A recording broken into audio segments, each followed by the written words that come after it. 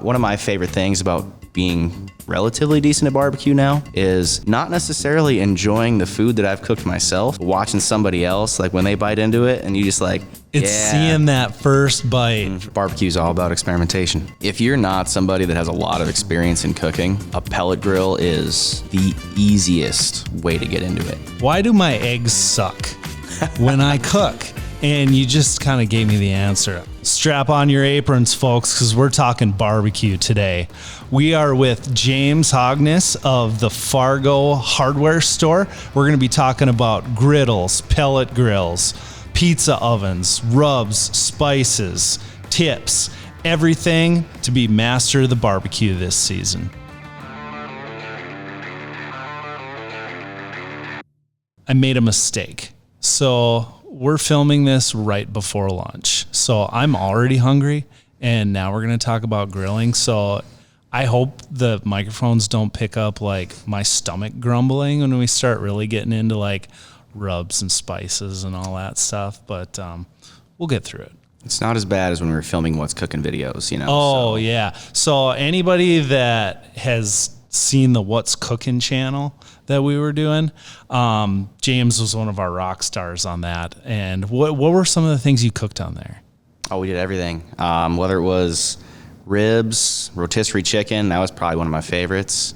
We actually did a coffee-infused tri-tip at one point. That was pretty awesome. We did a lot of cool things. Okay, why coffee infused?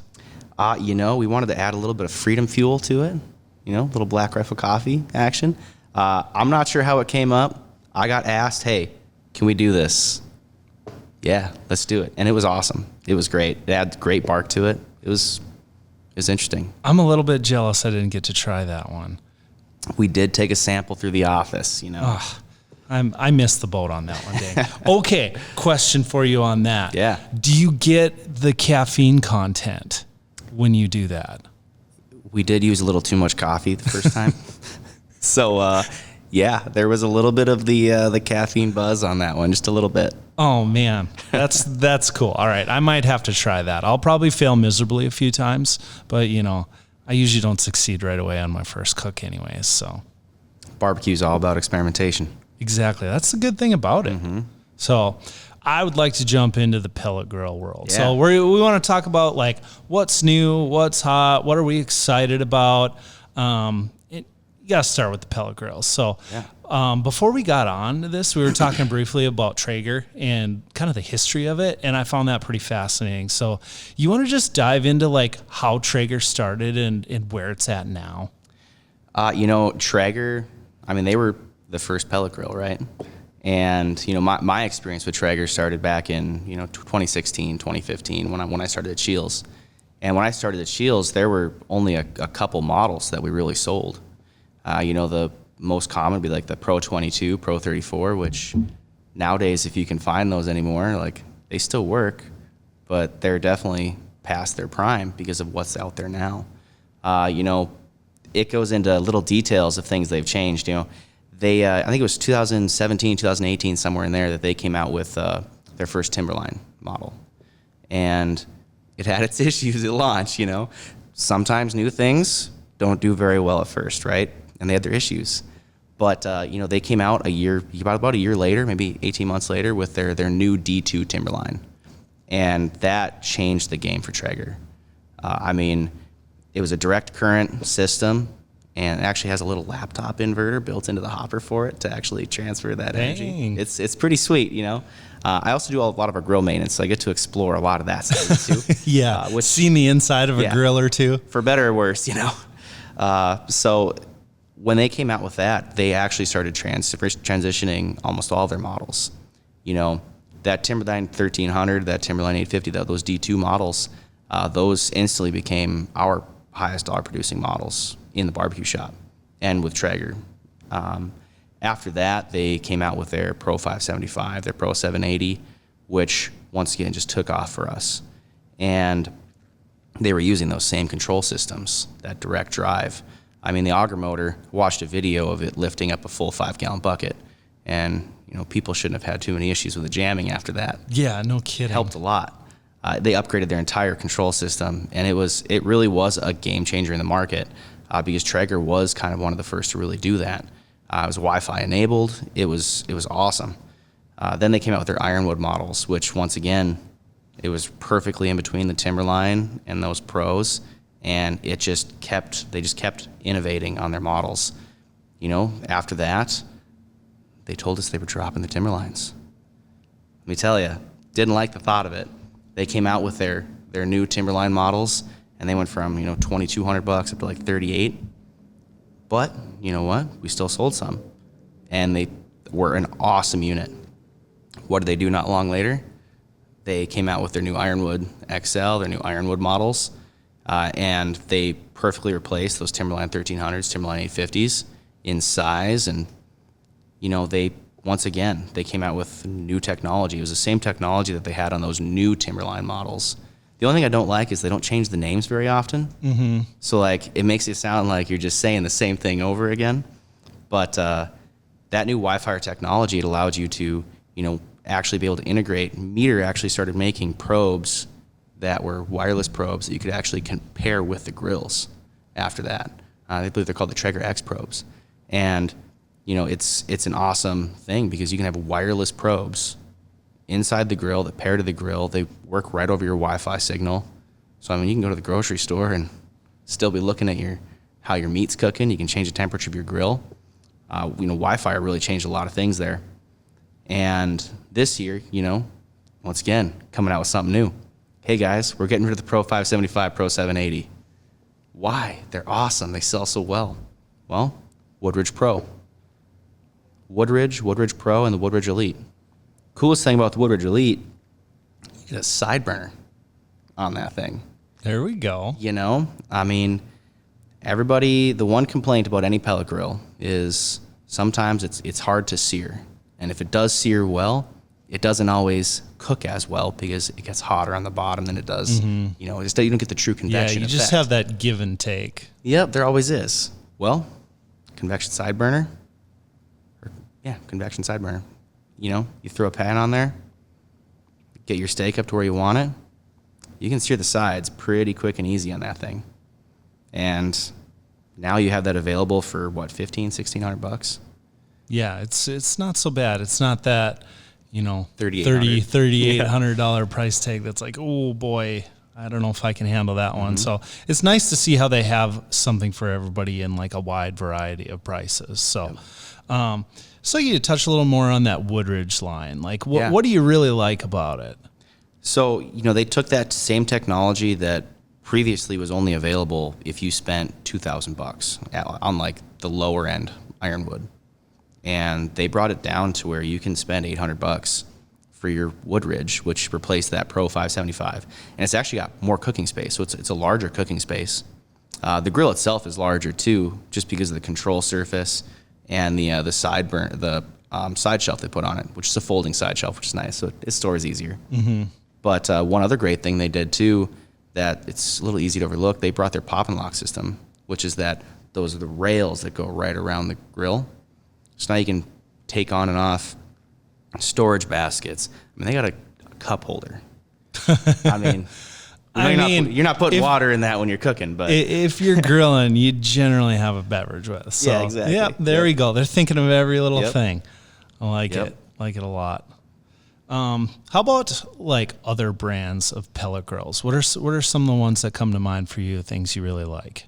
Aside from Traeger, we've got a pretty good selection of pellet grills at SCHEELS and at the hardware store. We've had Yoder now for a few years. Yoder has been an amazing brand for us. We've got several different models, whether it's their YS480, their 640, their comp cart. They actually came out with a new comp cart that has an awesome side storage that comes out the side of it. And their comp carts have been awesome for us as well. Once again, you're talking, a $3,500 grill that people don't have a problem buying, and it's an awesome unit. They're made out of, I believe it's 10 gauge steel.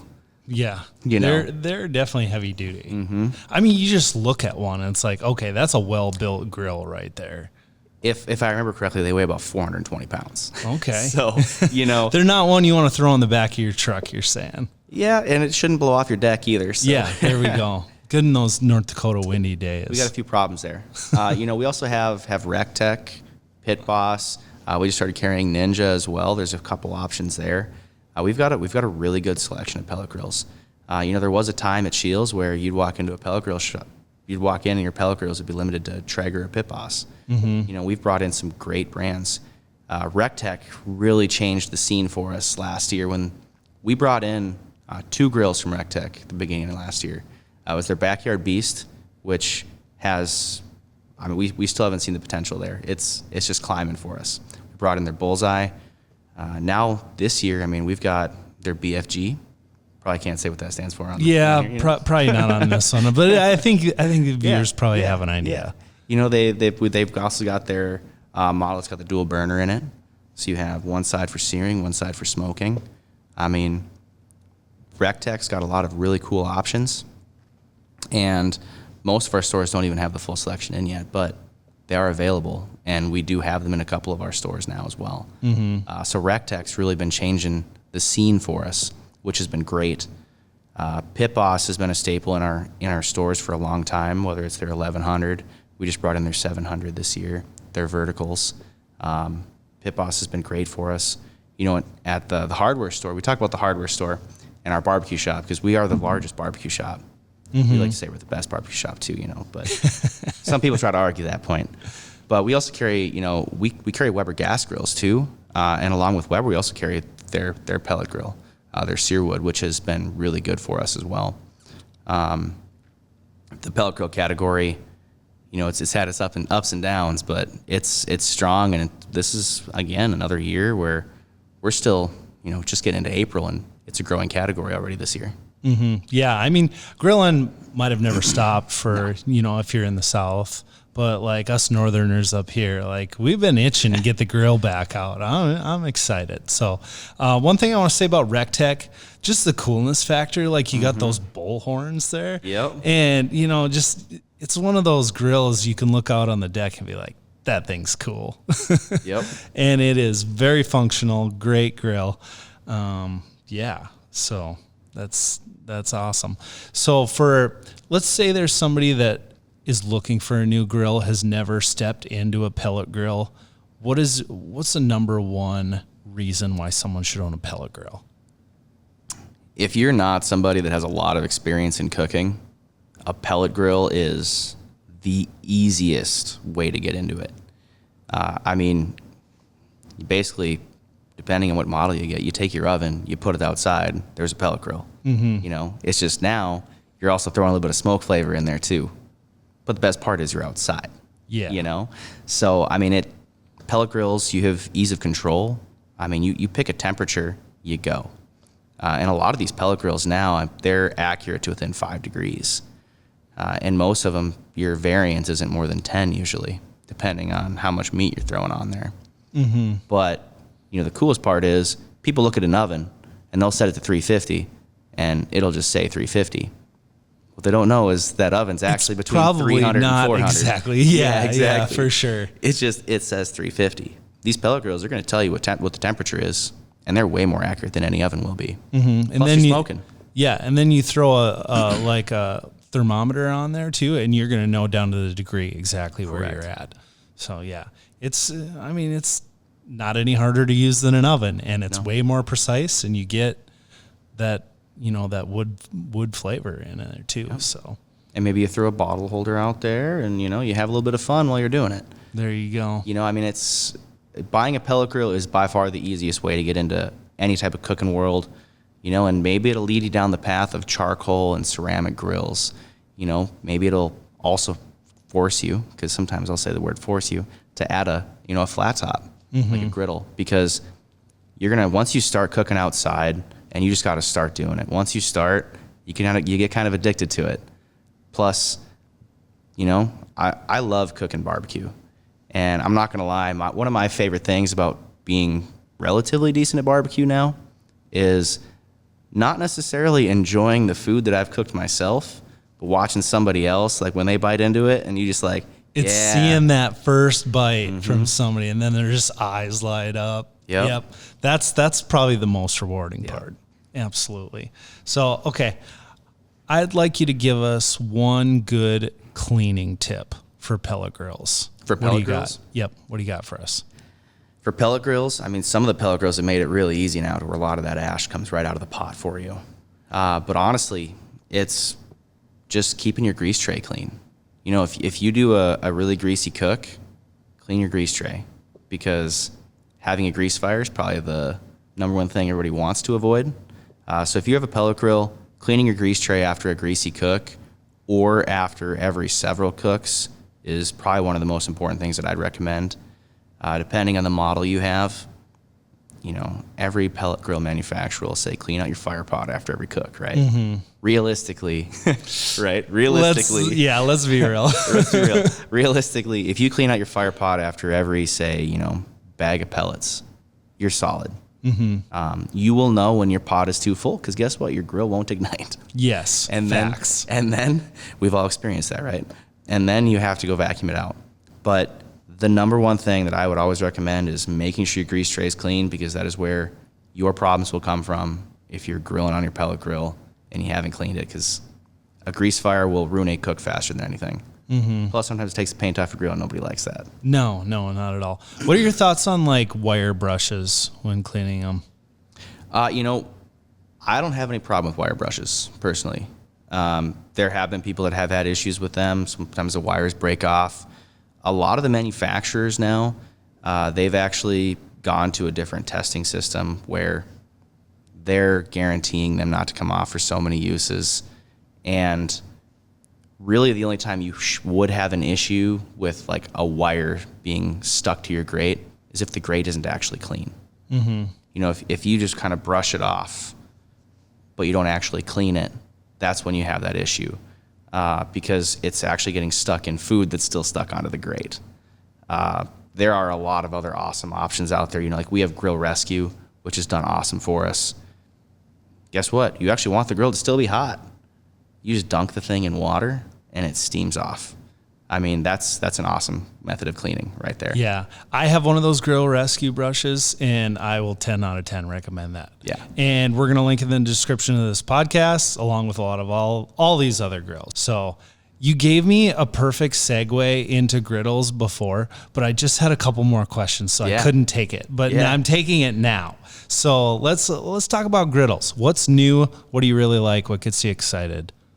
You know, the most exciting griddle for me is probably the Traeger Flat Rock. I mean, they came out with that. I think it's been 2 years now. And, you know, when they first told us they were launching a griddle, I'm like, come on, you guys you're a pellet grill company, you know. Mm-hmm. Why are you hopping into the gas griddle market? Just trying to compete with Blackstone, right? But, you know, they did it right from the get-go. I mean, they truly did. The way that they have that designed, your cooktop is heavy, and it lasts really well. They also gave you 3 completely independent cook zones, and they're actually independent cook zones, which is awesome. Okay, how are they independent? So I really wish you could pull out a diagram in a podcast, but I mean, if you pull that cooktop off, you can actually see they actually have dividers in between each cook zone leading all the way up to where that griddle top would sit on the grill, and your burners are separated into those zones. And they actually, with those dividers, I mean, your heat and your flame is directed straight up into those zones. With a cooktop like that, you'll always have a little bit of bleed over, right? Mm-hmm. But the way that they made that, it is way easier to have hotter sides and cooler sides by design if you want that. Because sometimes you want a side that you can really, really put a crisp on, and other times you don't. You know, the bacon and egg thing, right? You don't want to be cooking your eggs at the same temperature you're cooking your bacon. Okay. Yeah. You know, because you burn your eggs that way. But, you know, if you're doing steaks or something, you want one side to be piping hot and the other side to actually be able to just cook it through. Mm-hmm. And I actually had a question for you, like, why do my eggs suck when I cook? And you just kind of gave me the answer. I don't have a Traeger Flat Rock that can control the temperature because I'm cooking my eggs at too high of a temperature. Hey, you know, honestly, one of my favorite accessories, because I actually have a Blackstone on the go at home. Okay. You know, it's the folding, portable Blackstone, and I use it mostly for camping. Mm-hmm. We've already broken it out like 3 times this spring because On weekends, that's when me and my wife, we do breakfasts, like big breakfasts. Well, she didn't want to do them inside, so she's telling me to go get the grill out. Well, I had to bust a little rust off the cooktop this year. I can go into that in a little bit later. Yes, I do want. We'll put that on hold. I do want to go over that. But that's an every spring thing, by the way. But one of my favorite accessories, the egg and omelet rings that Blackstone makes. I mean, the silicone rings. If you want something that makes like egg sandwiches easy, because let's be real here. Whoever gets their flat top on a perfectly level surface. Yeah, that's not easy to do. Do your eggs run when you cook them? Absolutely. Those egg rings, game changer. Whether you're making an omelet, if you're making sandwiches, you have a choice. You want round or do you want square? Ooh. I mean, it's pretty awesome. And are you a square guy or a round guy? I'm a round. Okay. My wife though, she likes her squares, so it's give or take. Yeah, and you know what? It depends on the bun or the biscuit or whatever you want to do too. But you got options. English muffin kind of guy. Oh, there you go. English biscuit. Biscuit through and through. A little bit of bacon and some pepper jelly on there. Oh, yep. Stomach's grumbling. Yep. It's official. You touched a little bit on cleaning. Okay, I want to hear this. What is your cleaning tips on a griddle? So, everybody who lives in the north probably puts their griddle away for the winter. Likely. Right? Or it might stay outside hopefully under a cover. But what happens every spring when you take that cover off or you pull it out? A little bit of rust. There's rust on it. Hopefully it's not the whole thing, right? But for me, it's usually spots. And it's always random where those spots are on that griddle cook surface. This year, I took a slightly different route because I wanted to go a little faster. Okay. But normally, it's just a little bit of, you put a little bit of oil on there, and Blackstone even sells them. It's just a stone. And you would just sit there and you would grind that rust out with that stone. You're also taking off a lot of the layers that you've cooked onto it when you do that. Because sometimes that rust is actually only on the surface, and it's not actually built into the metal. This spring, when I took mine out, it was built into the metal a little bit. And not saying everybody should do this, but I happen to have an angle grinder at home. There you go. Put a flapper disc on it. And the best thing about these, they're steel cooktops is you can take them down, right back down to the bare metal. And the same thing you did when you first bought that griddle, you do again. You just apply your seasonings 3, 4, 5 times and start cooking. So this spring, I took mine down to the bare metal again, right on the top. Just did the whole surface. With a flapper disc, it only took me about, 5, 8 minutes, somewhere in there. Oh, that's not bad at all. No, not bad. With the stone, it takes you a little longer, but you don't also have to use power tools at that point. But you reapply your oil, you re-season it, non-stick, good to go, looks good. Perfect. So say somebody has neglected theirs for years and it's turned into okay, some people would consider throwing away. Or, garbage cleanup week. People's I don't want to take the time to fix this, but somebody goes around and finds a little hidden gem. That's your recommendation is the angle grinder route, and then make sure to resurface it. Yeah, I mean the biggest thing is you're going to want to make sure you re-season no matter what. Depending on how bad the problem is, honestly, those stones work great, and that's exactly what they're designed for. You might want to. Sometimes you'll take a scrape or two at first just to get all the surface stuff that you can off. But yeah, little oil, that stone, that is the general way that probably everybody's going to tell you to do it. But yeah, the angle grinder and flapper disc worked great for me. So. That's the benefits of working at a hardware store, exactly. Right? Yep. You're used to all that stuff. Love it. How about other griddles in the SCHEELS lineup that are worth mentioning? Obviously we have the Traeger Flat Rock, which is my favorite, right? It's just built awesome, and it's a great griddle. Traeger did a really good job on that one. We also carry, obviously the Blackstone griddles, whether it's their 36-inch, their 28-inch, one of their tabletops, one of their on-the-go scissor carts. On-the-go scissor cart is probably one of my favorites. Honestly, that's why I have it, right? But, at our hardware store, too, we also carry the Weber griddles. And, when Weber got into that market, once again, they did it right. They have a 3-burner, a 4-burner. They've even come out with some portables now. Weber did a really good job with their griddle market. And once again, it's a great cooktop. It's actually a pre-seasoned cooking top. Okay. Still put some more seasoning on it because you want it to be nonstick from the get-go. But no, that's about it for our griddle lineup at the moment.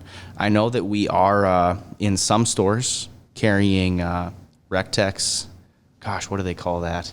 So there's actually, just like your pellet grill, right? You have a hopper for your pellets. There's a fire pot underneath that thing and a heat distribution panel underneath going right to that cooktop.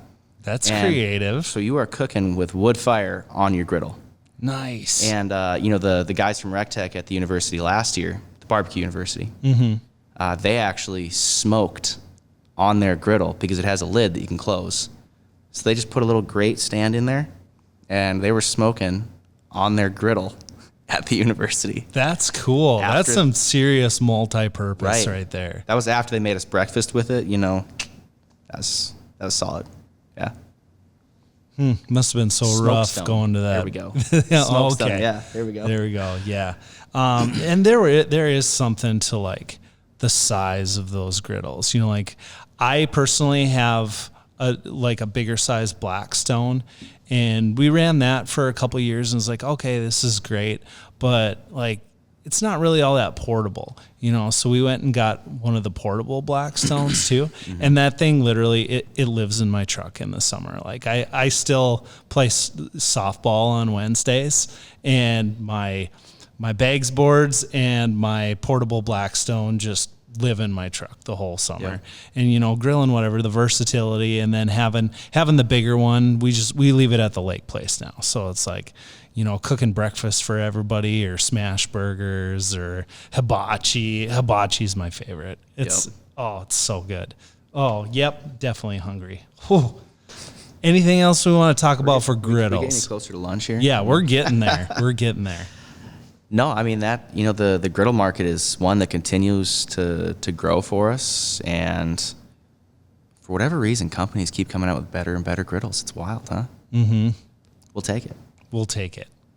All right, let's move to pizza. I'm very curious about all these new pizza ovens. Haven't pulled the trigger on one. I have friends that swear by them, but I'm more of just like buy a pizza corner pizza and be done with it in 10 minutes. Yep. But I realize that it's nowhere near the flavor of one of these. So talk to us a little bit about the pizza ovens.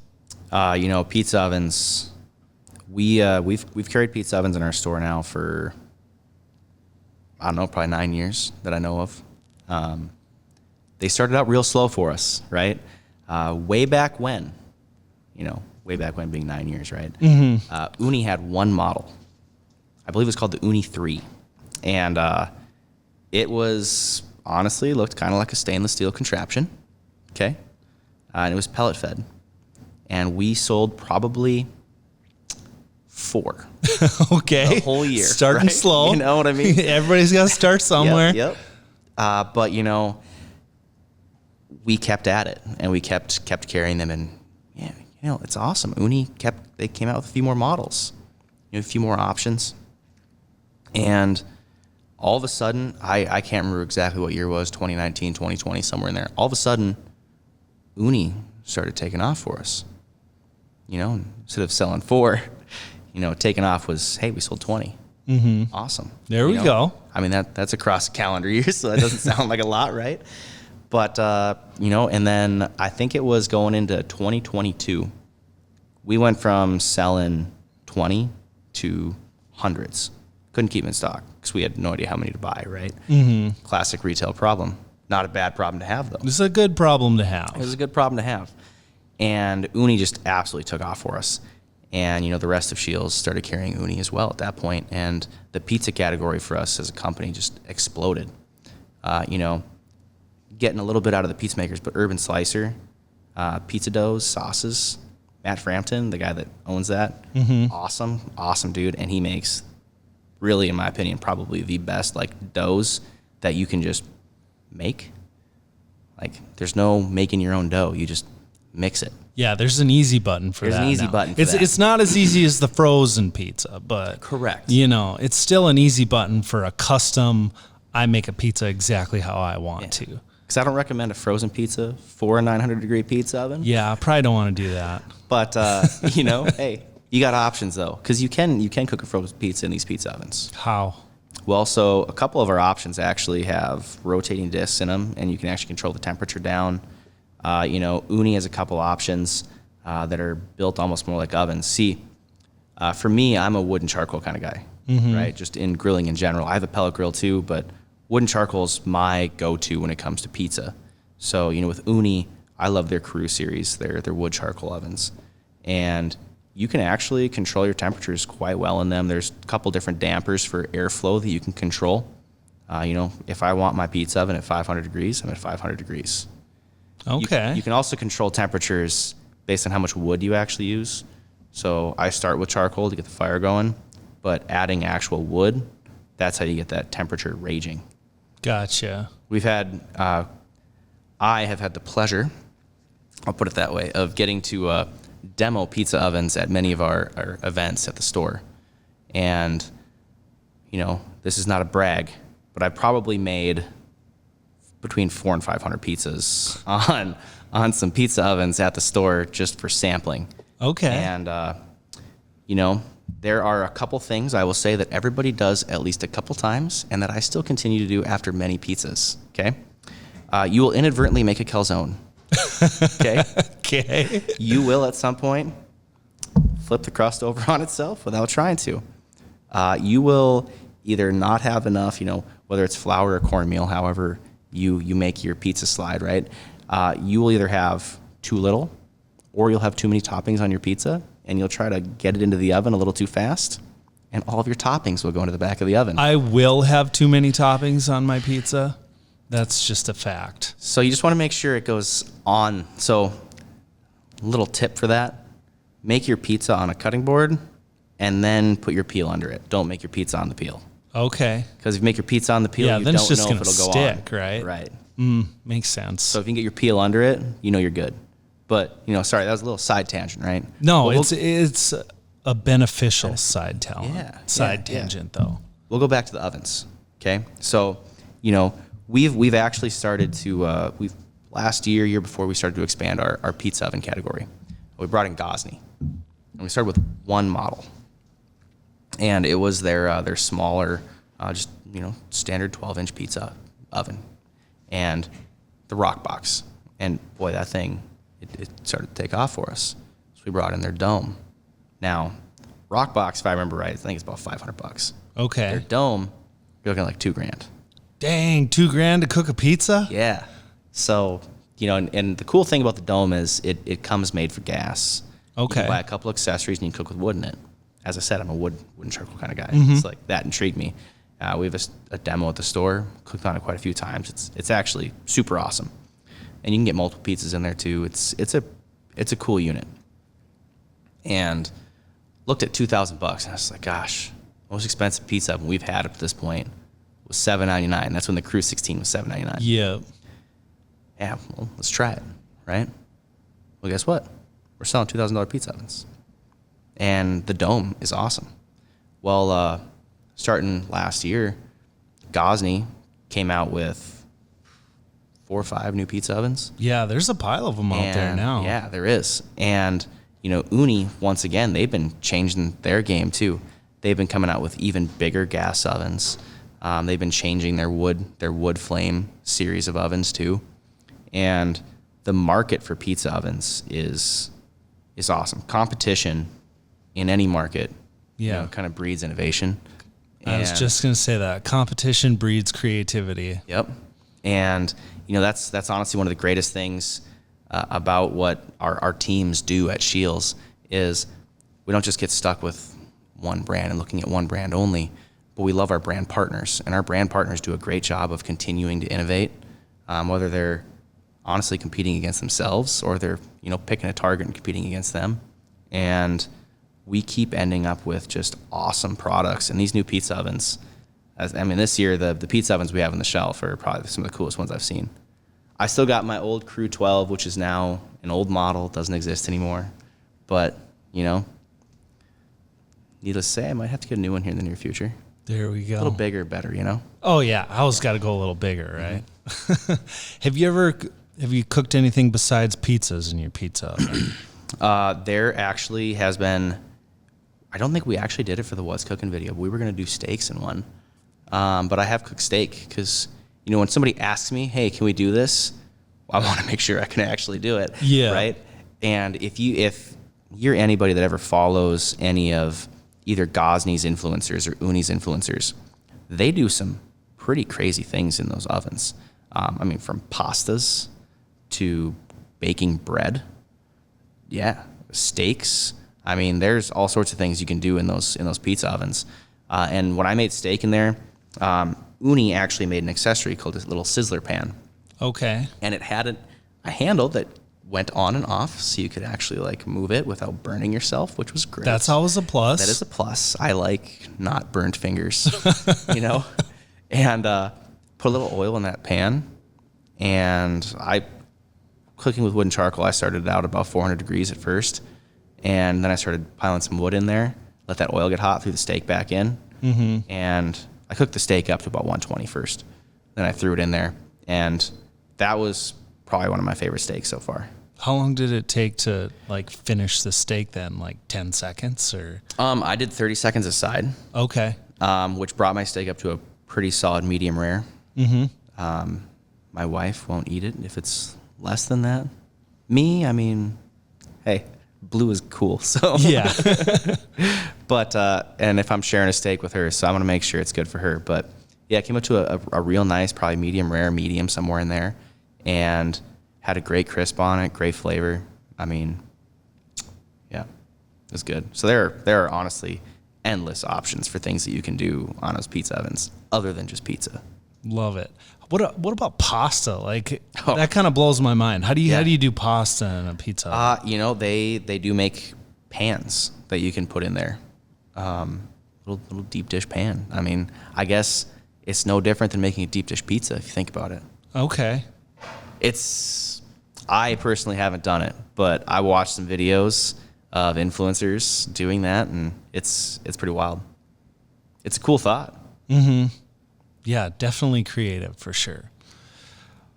Okay, let's dive into, so this is a gigantic topic, and we could talk for like hours and hours and hours on this, but rubs, spices, sauces. You know, if you walk into a SCHEELS, it's very easy to get like overwhelmed with all the stuff. But can you just give us like the Spark Notes version of it? Sure. And some of your favorites you've been really into. Well, and depending on what SCHEELS store you walk into, you know, you'll be walking into and looking at either an 8-foot seasoning wall or a 24-foot seasoning wall, right? Mm-hmm. So like, yeah, the options are endless. Oh, and then there's sauces too, right? Mm-hmm. So, you know, the Spark Notes version, right? It honestly, to me, I'm not a big proponent of I'm going to find one seasoning that's good on everything, okay? I like finding a seasoning that I think is the best on something, and I go from there. You know, we have a lot of options, and it's kind of finding the things that are best for you. A couple of my favorites, though. So Suckle Busters. So I'll start here. SPGs. Okay. Salt, pepper, garlic. Sounds pretty simple. Yeah. Right? Blackstone's got an SPG that we just recently bought, and we pretty much put it on everything nowadays. Yes. SPG is one of those seasonings that could be a do-it-all, right? Mm-hmm. But, you know, gosh, you look on that seasoning wall, and there's probably 10, 12 different SPGs, depending on who's making it. You know, Cosmos has a really good SPG. There's quite a few different ones. Sometimes they're not even labeled as SPGs, but when you look at the ingredients, right? Yeah. It's a salt, pepper, garlic. Sometimes the difference is how finely it's, you know, ground or how coarse it is. But Suckle Busters has an SPG that is by far my favorite. Okay. Now, when you're using it, be prepared to sneeze a lot because that is the one seasoning that when I'm using, it gets you at least 3-4 times, okay? It just puts it in the air. But it's solid. It's actually, you know, side tangent, I love fishing, right? Same. That SPG on fish, you know, been trying to, you know, make an annual trip out to like 4 pack, go lake trout. Okay. Most people don't grill lake trout. They usually just smoke it. No. You know, I love grilling it. You just throw some SPG on that, grill it up. It's awesome. Okay. You've definitely piqued my interest now. So I did not expect to be talking about fishing at all in this podcast, but I am very excited about it. It is a SCHEELS podcast, you know, so it is true. Hunting, fishing. True. You know, Any of it's fair game. right? But, you know, so steak is probably one of my favorite things to cook. I mean, it's probably a lot of people's favorite thing to cook, right? Absolutely. Steak is awesome. Well, I put a little bit of Sucklebusters SPG. And have you ever heard of Boar's Night Out, B&O? I sure have. Okay, so Boar's Night Out, they're spicy. First off, starting out with what most of the Boar's Night Out seasonings are, it's garlic butter. I mean, you really can't go wrong with garlic and butter. They even have a double garlic butter. Oh, boy. I mean, come on now, right? But now you make it garlic butter and you make it spicy. That is already sounding really good. That by itself is good on steak. But one of my personal favorites is I'll put down some SPG. I'll put some B&O spicy on there, grill it up, and the flavor combo is on point. It's awesome. Nice. You know, going from there, a couple of my other favorite seasonings, Yardbird. That is probably one of my favorite on like pork and chicken. The Jolly Roger. Have you heard of that one? No. I'm not familiar with the Jolly It is. Roger. Is this still Sucklebusters now? No, or not what Sucklebusters. You know, I'd have to look at the brand name for Jolly Roger. I can picture the label and everything.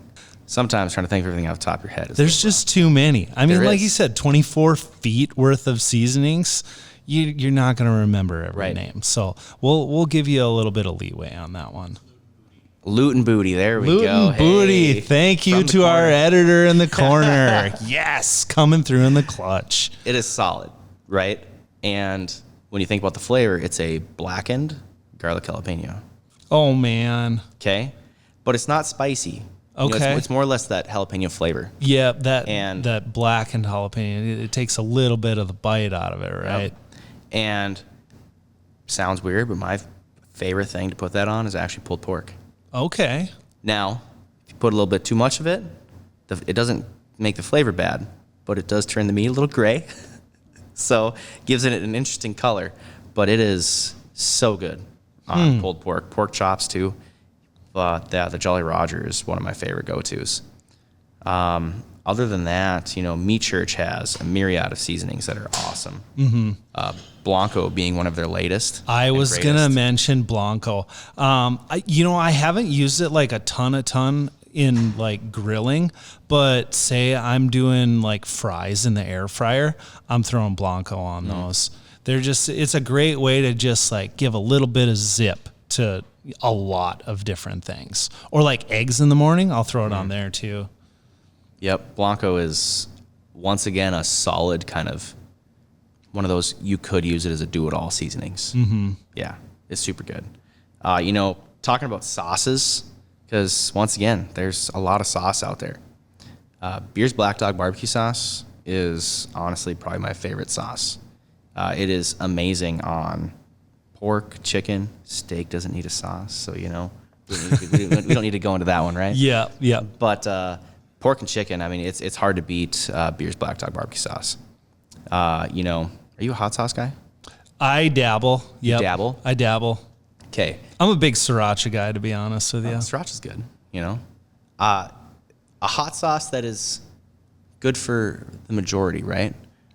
Killer Hog's hot sauce.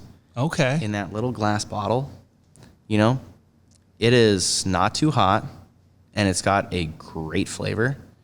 I mean, it is the perfect hot sauce to throw on pizza. When I eat pasta, I love a little hot sauce on my pasta. Okay. You know, it doesn't really matter what kind of pasta it is. I like throwing a little hot sauce on, and it is perfect for it. Okay. I will be buying that the next time I stop at a SCHEELS store. Whenever I do pizza, I love dipping it in ranch and hot sauce. I usually do the sriracha, but I'll have to try that Killer Hogs next time. Oh gosh, I forgot about ribs. Yeah, we haven't even discussed ribs Gosh. yet. You know, Hey Grill, Hey Sweet. Okay. Okay. It I honestly had not really even thought about it until I was at Barbecue University 2 years ago. And I don't remember if she had little samples of it or what it was, but I ended up with some from the university. And I tried it. I was out of my normal rib rub. And so I was like, well, I'm doing ribs. Let's try it. I got a bottle. It's awesome. It says sweet. There is actually a tiny bit of bite to it, but it's just a little bit. But it's the right amount of little bit, And it is an awesome rub on ribs. So that would be my way to go. Ribs are such a great way to be like creative with your sauces and your rubs and all of that stuff. Couple years back, so if anybody is watching this from the Midwest, you're familiar with Zorba's. So Zorba's makes this like peanut butter jalapeno pizza. And I was like, oh, I want to take that concept and do ribs that way. So I had like a garlic jalapeno rub, and then I put like the peanut butter and jealous sauce on top of it to kind of give it that same like peanut butter jalapeno vibe. I tell you what, I'll do that again. Absolutely. I haven't tried that. Give it a shot. Whatever ones you want to do. I mean, there's a bunch of different ones out there, but like, it's a good combo. That sounds good. The Jeff Burke, he works over at the Overland Park SCHEELS. He is the person that actually changed my entire game on ribs. So the method he taught me, you season it like you normally do. Make sure you pull the membrane off the back. Sometimes it comes without, sometimes it comes with, right? Got to check either way. Got to check. But where he really changed my game on ribs was, do you wrap ribs? Generally, yeah. Right. So, I was always wrapping them, putting them bone down in there and just kind of using it like to steam them, right? Make them fall apart a little bit. Yep, exactly. What he showed me, and I'd always put apple juice and stuff in there, and then, you open it up, put your sauce on at the end. That way it kind of caramelizes on there a little bit. Well, his was different. So apples, like, this is just what I use, right? But little apple juice, more of your seasoning, some honey, and put your ribs just meat down in that. And then you put a little bit of like the same Killer Hogs hot sauce, what I use, just right on the back of the bones. Gives your lips a little bit of that tingle as you're biting through it. That makes sense. And no sauce, because you're essentially making a sauce with what you just put in that tin foil. Really? Okay. And you just boat it so like it's still open so it can vent. And you just do your last bit just like that. You pull it off. You actually throw all the juice from that tin foil into a container. And as you're serving it, you just dip it right in there. That was a game changer for me for ribs. Yeah. All right, we officially have to cut this. I need to eat now. It's done. But no, seriously, you covered everything awesome. Really appreciate you joining us. I'm super excited for grilling season, and you need any of the stuff that we talked about, we got it linked in the description. And just get out there, start exploring, whether it's with pizza ovens, griddles, pellet grills.